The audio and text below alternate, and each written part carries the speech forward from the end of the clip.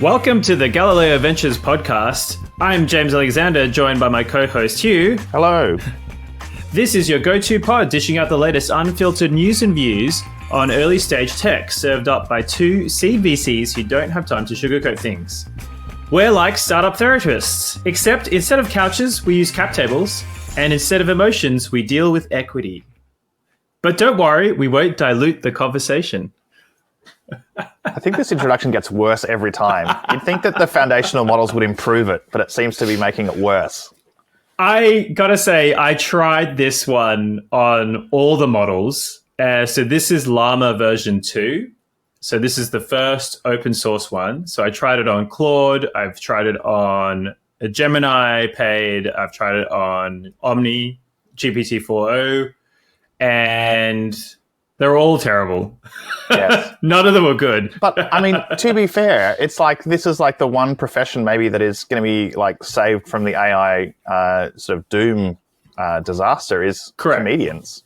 Correct. You know, like it is actually quite hard for computers to be funny. Yeah. Beyond sort of ironic. Yeah, exactly. I've seen people prompt GPT-4 into being pretty funny in the sarcastic, ironic sense, or being like they did in the demo. Like it's like, oh yeah, you can be over the top.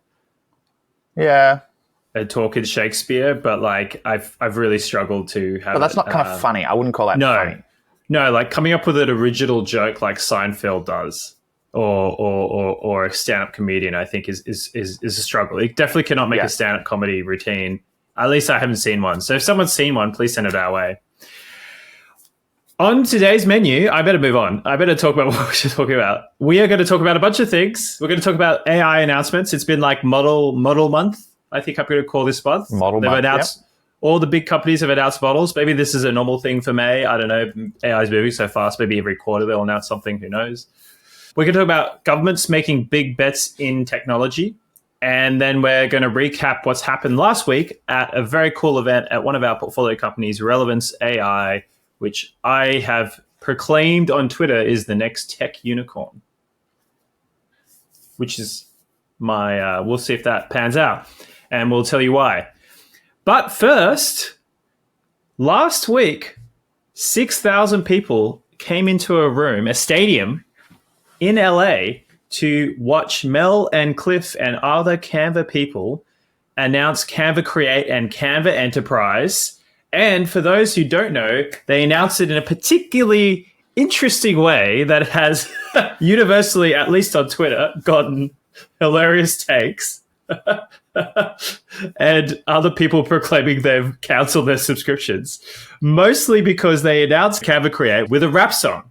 And so I'm just going to play for the listeners here the first part of the rap song. So you get a sense of it, right? And the tweet in particular says, Silicon Valley, the series, is so back, right? And so for those of you know on Twitter, you would have seen it. But let me just play it now.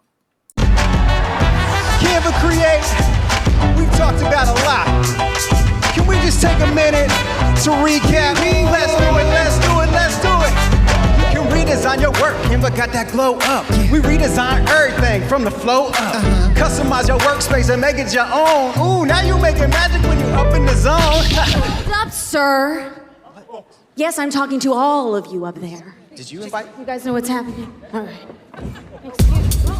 But what about me? Who is you? A CIO from an enterprise seat, and I have some doubts. Security. That's right, and I'd like to have some certainty. Nice that you got some pretty shiny things, but can you meet the demands of a global machine? We got pretty high stakes, no room to air. We need more than a cute little post to share. So you think Canva can't go deep, but we can see that your teams actually disagree.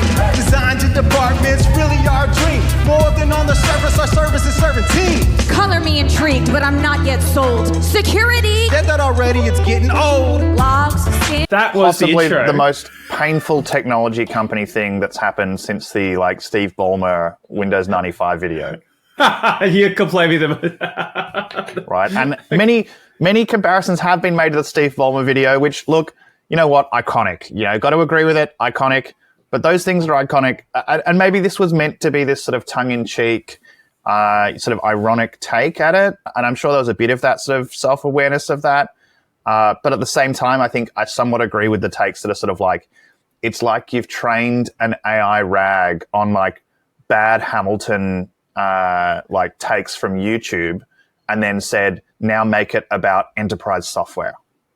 Oh, they absolutely used like an LLM in this. But like, it's just like, unpopular opinion, I quite like it.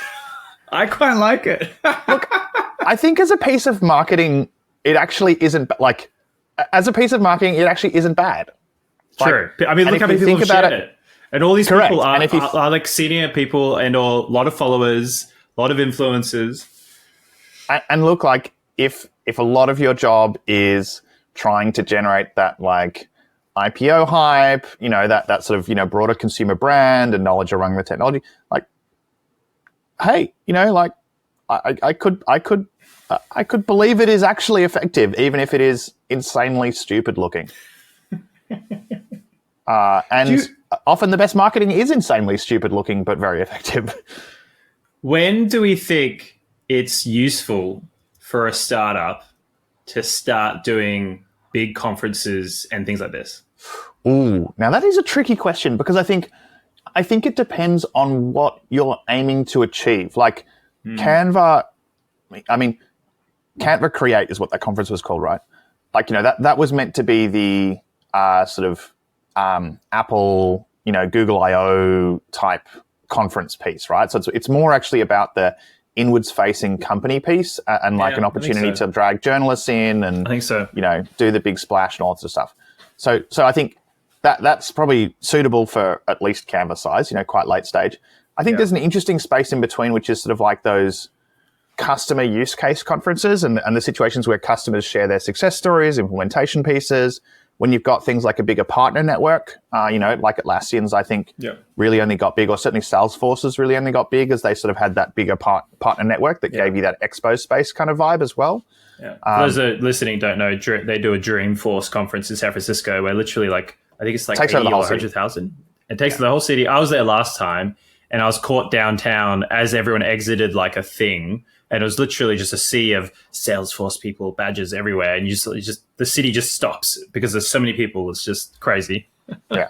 Like I mean, not painful is a wrong word, but like it certainly is a sort of thing of where a lot of people who live in San Francisco full time will actually get out of the city for Dreamforce. Not just because they can probably Airbnb their apartment for some ludicrous amount of money, but also because like, I mean, do you really want to hang out with people who live in the Salesforce ecosystem full time?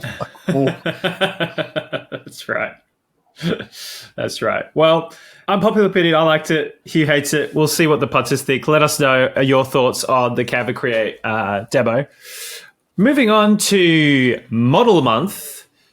Over the last 2 weeks, we've had a lot of things being announced from OpenAI, Microsoft, and Google around all their new models and new AI initiatives. And I'm going to summarize a couple of interesting aspects. Interestingly, though, I did ask GPT Omni, which was announced by OpenAI, and I said, please summarize all the recent announcements. It said, OpenAI's GPT-4o is like an overachieving friend who's good at everything, text, images, audio, you name it.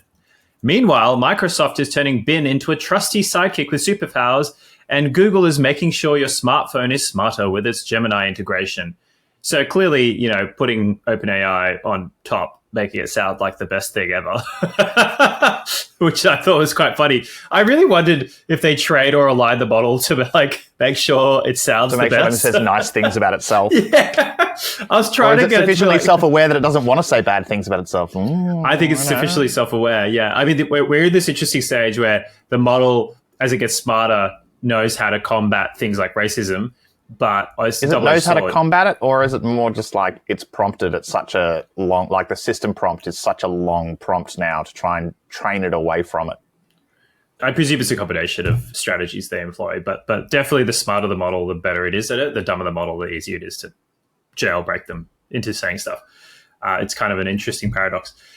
Anyway, so I thought that was interesting, but very quickly, right? OpenAI had a great video to summarize really quickly what happened, at least the things that I found really interesting.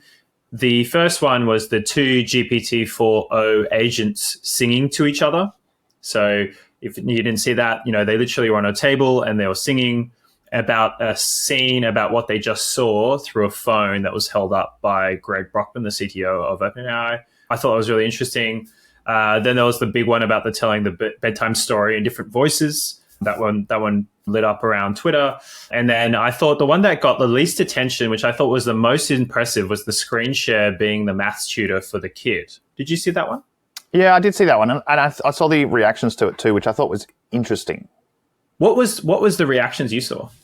It seemed like it was either from the point of view of this has destroyed a whole lot of businesses, look at how amazing this is, or this is probably actually never going to be successful. It was quite polarizing. Interesting. And why do you think people were saying it would be successful? Yeah, look, I mean, I think the hard part, it's like probably to use an example, I think at a basic version, and hey, yes, early technology, everything else, but like at a basic version, you look at, hey, is it going to help, kids learn how to do, long division and things like that? Quite possibly, but I mean, that things like explaining to someone how to do long division is like it's both a visual and a mathematical problem. And I think that's where it starts getting more complicated because you've got to walk someone through the steps in a way that requires you to visualize what the next step is, show the next step. And I think that's quite difficult. But I think then a friend of mine who's a sort of BizEcho student was sharing about how, and I jokingly said to him, ChatGPT that, and used GPT-4o to try and explain, I think it was an integration or something like that, but just like, bad, generated all kinds of weird and wonderful and nonsensical stuff that, interestingly, I think if you'd asked the same question of something like Wolfram Alpha, much better. Yeah, well, I mean, I think right. I think they're trying really hard with the GPT to be a calculator, to be some sort of formula equation creator, right? With the workbook, it will spin up now. Have you played around with the workbook function? And like I found, so I have used that multiple times now, and it has been wrong quite a few times. The first instance, it'll spin it up, and I'll be like, "Is that correct?" And then it'll double check it, and be like, "Oh, actually, I made an error. It should be dividing by blah." And we know that as a calculator, it's not reliable. No. Which is a very odd quirk of LLMs, which is, you could argue, is very similar to they're large language models. They're not large calculator models. Correct. Well, I don't know if that's ever going to be a thing. Maybe that is a thing. I'm not sure. I mean, that's Wolfram Alpha, right? Like Wolfram Alpha is that. Like I think it's an interesting question around how you see the future of this space and whether you see LLMs being kind of like the open door into the ecosystem, or whether you see, subspecialized, let's call them. Wolfram Alpha is obviously very specialized models that are trained for a much more specific purpose. Yeah. And maths equations is definitely one of them. Where language and maths make sense is probably in the explanatory summarization proof sense, not necessarily. And Wolfram does a good job of that. Yeah, it does. It does a great job. Again, they've had many, many years of, trials and errors and everything else to be able to do so. But like it does a comparatively good job. And so I wonder how much that future of the tutor coach type thing will end up being sort of fit into, I guess, a specialized model, business, application, whichever way you want to think about it, versus being a feature of those foundational layers. I think the thing it shows for me is that we'll use AI in everything, right? Literally everything. And I think it will get to this point where it is watching your screen constantly in some sort of privacy aware manner. It's going to be listening to all your conversations, and it's going to be over. And while that sounds on the surface potentially scary to a lot of lay people, I think the way we'll work to integrate it into a safe way will happen. And then it's just going to become automatic. It's like, oh, you mentioned you did this and you haven't done that. Or you talked about this and this was the reference. Here's all the references. I think it's going to be quite exciting, actually, if we can get to that point. That's presuming governments don't ban AI, which actually might happen based on what's happening in California right now. Just quickly, Microsoft also made an announcement. I won't go through everything, but the big thing is they announced this thing called Copilot, which is essentially what they've been pushing enterprise businesses to adopt, but they're bringing it to PCs. And they've got their first AI chips. So we're really now in the AI hardware race. We don't have time to talk through about the AI hardware race today, but I think we'll spend an episode soon talking through the gadgets, the AI chips, and all the rumors around OpenAI and iPhone and Apple. But suffice to say, Microsoft's the first out of the ring with a laptop. Some people have said this is just a way to push more laptop sales because their laptop shelves have stalled over the last few years. I think that's a bit cynical. I think Microsoft is doing fine. I don't think they're thinking this is a way to revive laptop sales, but I do think it's an interesting shift. And then the big thing for Microsoft is recall, right? Which is, you just remembered, if you just recalled, I just said about AI listening on everything. In this particular sense, Microsoft Recall allows you to remember what happened in apps, which I thought was interesting. And then quickly, Google had their I/O announcement too. Again, a lot of things announced. Lots of different multimodal LLMs, lots of very interesting image and video generation. The video generation looks way more advanced than Sora, by the way. But nothing is available from Microsoft until like 2025 for some of these things, which is just crazy, which I think is totally weird. Very disappointing in that regard. But nonetheless, they've got an assistant app coming out, which I think is interesting. To summarize all these announcements, I'm just going to ask a couple of sort of questions here for us to kind of consider. Do we think we're already at some basic form of AGI? No. No. Thanks. Okay, next question. Move on. I don't think it is. Like, why would it?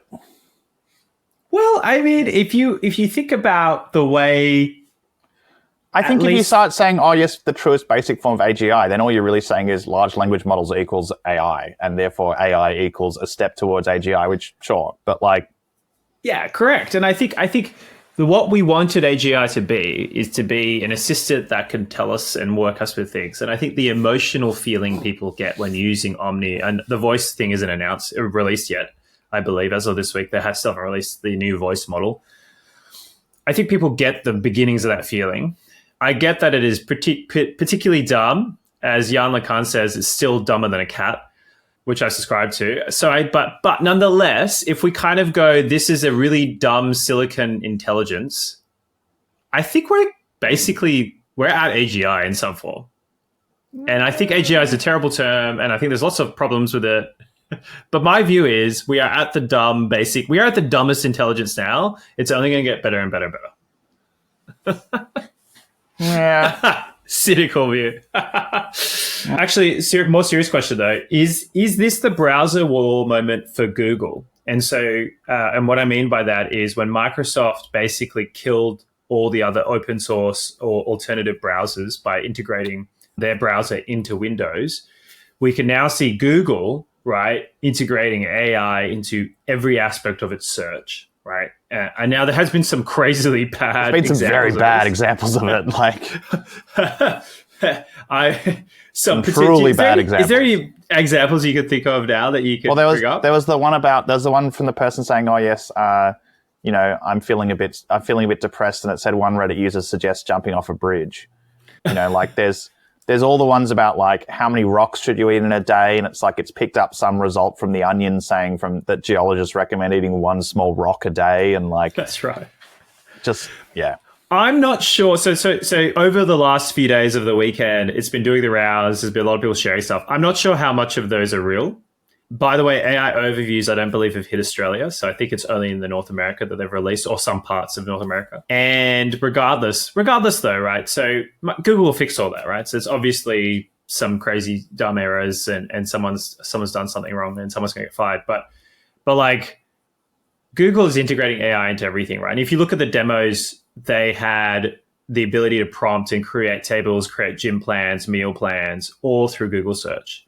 And it was fairly advanced models. I'm not sure what version of Gemini they're using. But my point is Google can fund this, right? Is this the browser war moment for Google versus OpenAI? Look, I think the hard part is like, what will the challenger for Google look like? Knowing how much of Google's, ultimately as much as, yes, it's a big company and everything else, like Google's revenue is all off the back of search, right? It certainly isn't GCP, right? And so,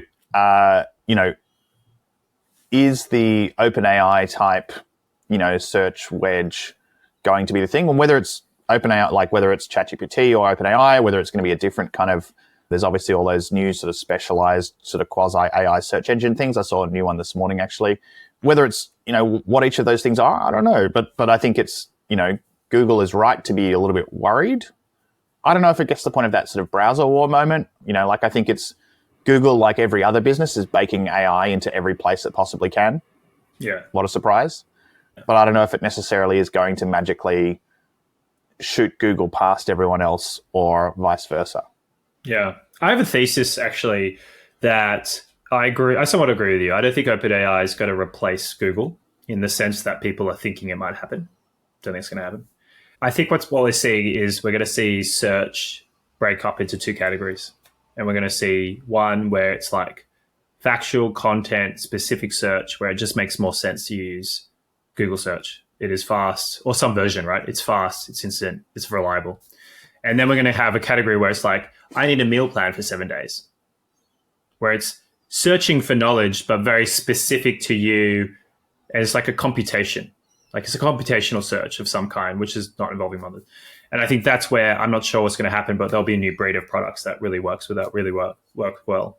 Now, whether these product categories become entire sectors, well, I think they already are, right? I think based on OpenAI's it's LLM based, right? The values in the asset of the LLM, which unclear where the moat is. There is no moat. but the moat's how much compute you have. But it'll be interesting to see this play out, right? So it's probably too early to call, but I do think we're in a product space where it's going to be very different. The other interesting thing from the announcements was there was no Ilya. Ilya, who's the co-founder of OpenAI, was not on any of the demos, which I thought was weird. And then long and behold, 3 days later, literally Friday, I think last week, he announced he's resigning, right? And then all of a sudden, OpenAI axes the safety team.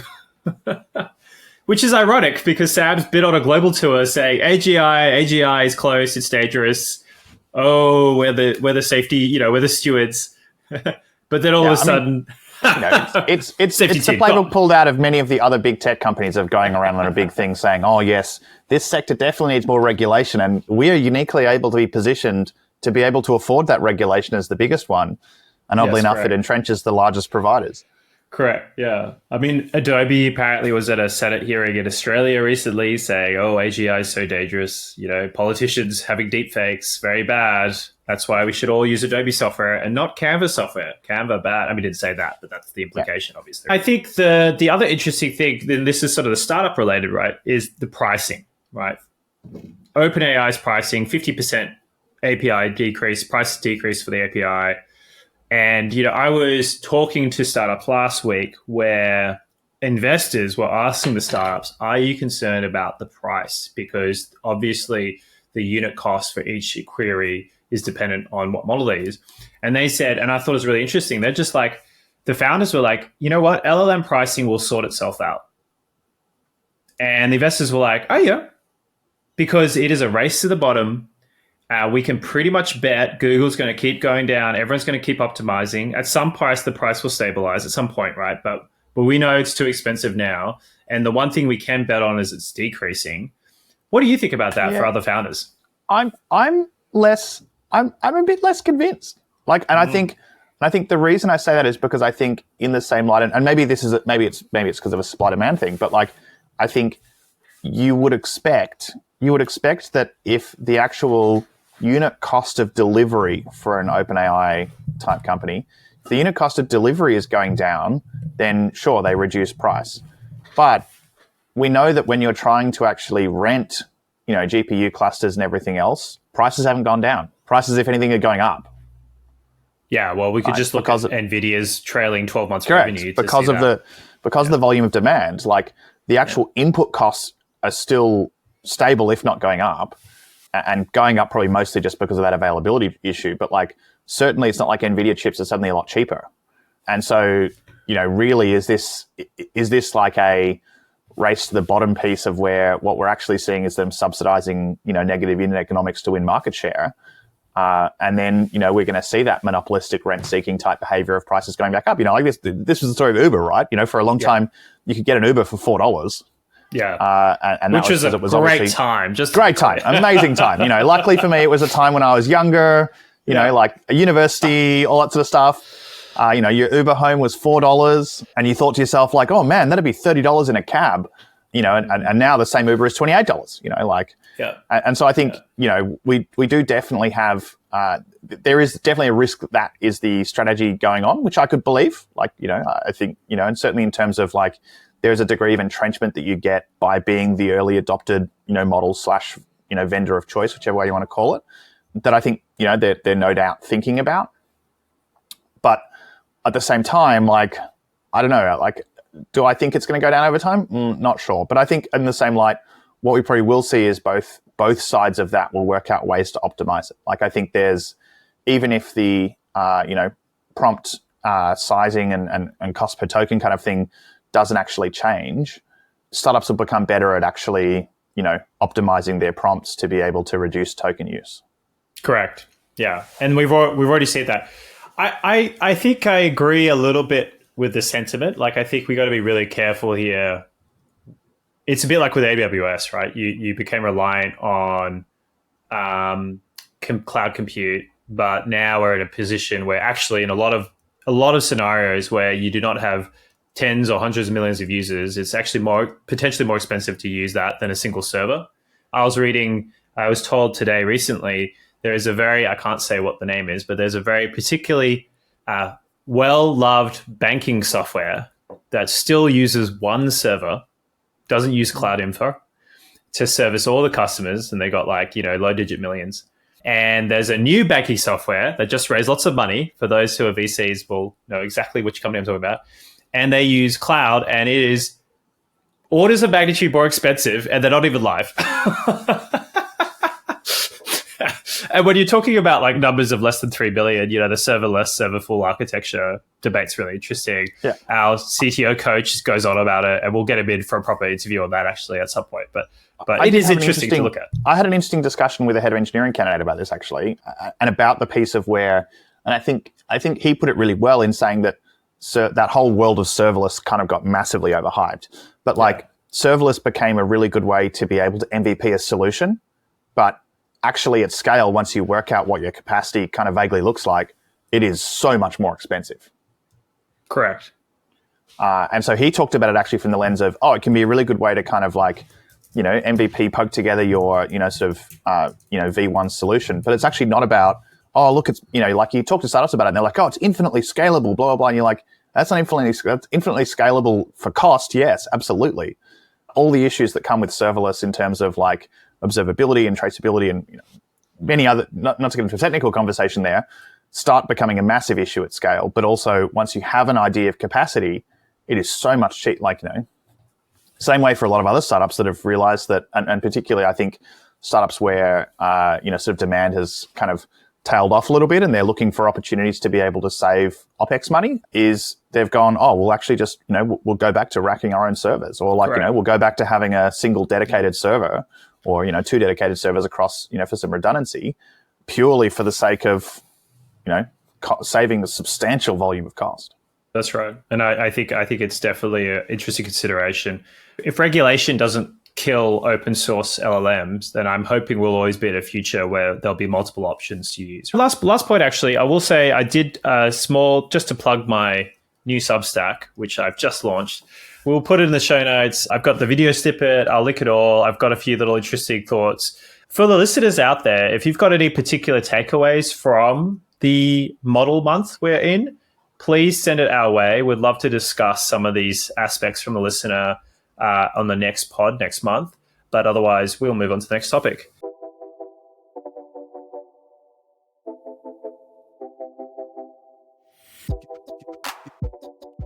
Hugh, what is the next topic? Big news in the last couple of weeks is, of course, the federal government's big bet of $1 billion. Everyone loves a good $1 billion investment. You know, headline numbers is what it's all important about, into PsiQuantum. And sort of, I guess, other major investments in the space. You know, Australia wants to be the quantum, quantum backyard of the, you know, like, I don't know what we're going to call ourselves You trying to make an Australian analogy? We want to be in the kangaroo pouch of the quantum industry. Fuck you, I don't even know. Put another quantum on the Barbie. Does that work? Yeah. But, big news. Interestingly, of course, that was not into a local quantum company. That was sort of the more classic, we're paying money to subsidize someone bringing jobs here, which I guess is not necessarily a bad strategy, but, it's not necessarily within our locally born and bred equivalents. But what do you think of this, James? I think it's a bold bet by the government. I think there's two ways to think about this. So people are really concerned that the government shouldn't be investing this much money, and I don't take those same concerns. So I'm a pro bold bet government, and what I mean by that is, on principle, the Australian government underinvests in technology. And I think people need to get used to the Australian government investing billions of dollars into technology as a way to ensure our way of life and to ensure that we're a prosperous nation, because our competitive advantage will come more and more from technology and less from minerals going forward. And so there's a sort of a policy view I have where bold bets on technology is the right way to go. The specific issue of this company, I actually have no issue with this company. I'm not across the quantum startup competitive landscape. But you know what? I think one bold bet is a company is fine. I think that's fine. I think let's go for it. The thing I don't like is usually when you make a bold bet, there's a program of bold bets rather than one bold bet, right? And just like VCs have a portfolio, governments typically have a winner or a couple of winners they pick. The weird thing for me is the Centre of Quantum Research in Australia is New South Wales. It's actually literally 3-4 kilometers where I'm sitting right now. Like, there's nowhere else in Australia that has the density of research and development. And people are like amazed that the government's spending $1 billion. I can tell you now, for listeners on the podcast, Microsoft has invested more than $1 billion in Australia, in Sydney, much more in quantum over the last 5 to 10 years, much more. And so I think people are missing the big point here, where the private investment far outstrips government. So government's playing catch up. And number two is, I think there's a really interesting political play within Australia where New South Wales didn't get this investment. Why are they setting it up in Brisbane? Whereas there's nothing in Brisbane, like, not to be short of it. And I think there's a weird, like, state level thing going on here. This is politics all the way around, right? It's politics all the way around. But nonetheless, like, at the surface level, I support the government and the bold bet. I think it's interesting that they've chosen quantum. I'm disappointed that they haven't made an announcement like that in AI. I'm like, where's the AI? We still have nothing. Like, literally the budget announcement had like 45, I think it was, million for like AI regulation exploration, which means playing a bunch of think tanks around giving some policy recommendations about how to regulate. That's not building AI. Sovereign capability. Yeah, exactly. It costs more to train an LLM than how much we're spending on bloody like idiots to look at regulation we don't need, right? Because as far as I can tell, it's still illegal to build a bioweapon. Just having an AI doesn't make that suddenly illegal. But, another topic. But like, I think on this one, I'm actually a huge supporter of the government investing big. I think PsiQuantum's a good bet, but I'm not sure on the landscape. What I am miffed about is, why wouldn't you announce that with co-investment with other local players or some other initiatives? And why put it in Queensland? That's like the government going, that's like US government going, we're going to invest billions of dollars in AI, but in like Texas. I mean, they do though. They do. Look, I mean, I think there's some complicated governmenting that goes on here, right? And some of this is about, just the right press release in an election year kind of problem. Other parts of it, I think, are about like, how do you foster and build an ecosystem? And obviously in Australia, we've had so many different debates and arguments about like, building what are called Silicon Beach. Ooh, we're not very good at finding not awful names for things. I think it's an interesting space, and I think it is a big bold bet. I think I agree with you. Interesting that they haven't necessarily taken much of a portfolio approach there. Great get by PsiQuantum's lobbying firm. Whoever did the lobbying for that, A+. earned your dollars. And I think I saw in the financial review they mentioned who the firm was. It's a single person firm. I looked into it. If you're looking for a lobbyist, there you go. There's a great choice for you. But there's also the other angle to that point, which is the original investment came from an Aussie in SF. Like, I think people forget that there's an Aussie in San Francisco who runs a very playground, very reputable firm who invested. So I think there's Aussies all the way through this, and I don't think just because it's US firm that's a bad thing. No, I agree that it's. I think assuming that the future of quantum will only ever be produced domestically is also probably a bit of a bad. Yeah, correct. not to be offensive to anyone who's working on quantum in Australia, but I'm pro quantum in Australia, but it's got to be a global trades trust that comes together to make it work, not one country. So on to the next thing, James. So last week, those of us who follow you on LinkedIn, the world's most exciting social network, certainly for laughs. Those of us who follow you on LinkedIn will have seen that you went to the Relevance AI first sort of, I guess, customer demo event. You know, we spoke about these earlier. I did. Customer demos and what that means. Was it as good as Canva Create? Was it as good as Canva Create? Well, I didn't go to Canva Create, unfortunately. I was hoping to get there for our listeners and to interview everyone. No, I think it was definitely the opposite of Canva Create. That's probably why we're putting it. It was not a big show on a fancy stage with clearly money being poured into every aspect of production. It was a very low-key panel event with some fairy lights and, you know, those little like atmosphere globes with the LED stars. You know, they had like the ones that you see advertised on, you know, TikTok, Instagram. Drop shipped out of Yeah, correct. Right. They had a few of those around. That was the atmospheric lighting, which was more than enough. As an investor, I appreciate the saving of costs and the ROI. No, it was really good. It was fantastic. It was the first open event. It was technically opening up their new office, which just coincidentally is next door to Canva. So I think, you know, I remember saying to them when they first did that perhaps they should be like, you know, putting little relevance ads at the coffee shop down the bottom, you know, like. Correct. And I've run into a bunch of Canva people. In fact, Canva people I've invested in Galileo, and I've told them, I'm like, hey, just look up the street next time, and that's one of our investments. And so I think hopefully they'll get into Canva at some point and become a big customer. But apart from that, they actually did bring up some big customers. So they announced for the first time some of their big customers. So that includes Safety Culture, KPMG, and ReadyTech, which is a large listed enterprise sort of services company in Australia. They talked about their new product. So the new product is all around the agent workforce.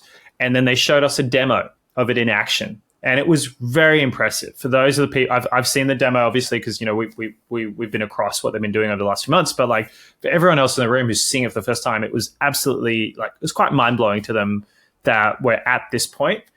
It is pretty easy for me to say as an investor, having seen a lot of agent startups, that they are clearly at the forefront of agent workflows and agentic products. So that agentic revolution aspect.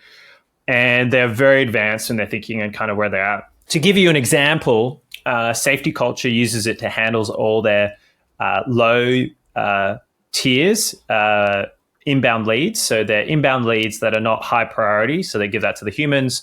The low priority ones they give to Relevance AI for some of their products now. And the interesting thing is it does a way better job at researching, way better job at following up. And there was one example in particular where one of their business development reps went on holiday for a week, comes back, and he's got 30 meetings booked, right? And he was so happy because like he didn't have to play calendar ping pong. And then they looked through the logs and they sort of went, how did the agent handle all the bizarre edge cases of calendar ping pong you often get, right? As you book it in, then it changes, the person changes, and they go, oh. So, and then it just ran through. The agent did it beautifully with like this one customer that was very difficult, very hard, and the agent did a perfect job. And the interesting thing is for them is they go, they have a tagline internally, which is escalate, don't hallucinate. And that's their internal tagline. And I thought that's a really good tagline because they've created this notification activity center where the managers and the employees can manage the agents. And the most interesting thing to me is what I've realized is this category of product is all around treating software as humans. Whereas if you look at Zapier, sales enablement tools, that is software, that is deterministic, predictable software. And I think what they've discovered as a team is that they sit in the human space, whereas all these old tools sit in the software space. And so what that now means is they're creating all the same analogies. So they're talking about how do we teach your new agent to be like you? How do we create a contract for the new agent that's like you? So they're developing an agent contract. And it's just fascinating, right? So it was a really interesting glimpse into the thinking. We did a podcast interview with Dan. So I did actually interview Dan. Previous podcast, listen in. Yeah, I'll put the show notes, but there's glimpses of that. Dan talks a lot about that, but it's very exciting and they're at the forefront of it. And so I think I'm gonna post some stuff up on my Substack and on my LinkedIn later this week about just some of the specific elements. But it was a really, really interesting event, and I think it's going to be very exciting. I'll finish off by saying, it's interesting for Australia because I really think the future of agent products are being built right here in Sydney. And I think it's very exciting. And I think it plays to Australia's strengths, which is building an application layer, not necessarily being first mover on like a frontier technology of the LLM, but coming in and very quickly working out how to take advantage of it. And so I think it's got all the hallmarks to be a great Australian company, and it's very exciting. So keep a watch out for that. Thanks for listening to another episode of our pod. We're going to be coming up with more interview episodes and more Roast My Deck episodes soon, and we're going to sort of split those out. And then we're going to keep our news podcast probably about monthly right now, unless there's a really big announcement that happens. If you enjoyed listening to this episode, please share it with a founder or investor you think would benefit. And finally, subscribe on Spotify, Apple, and YouTube, and give us a rating. Thanks for listening. Until next month. See you all later. Thanks, everyone.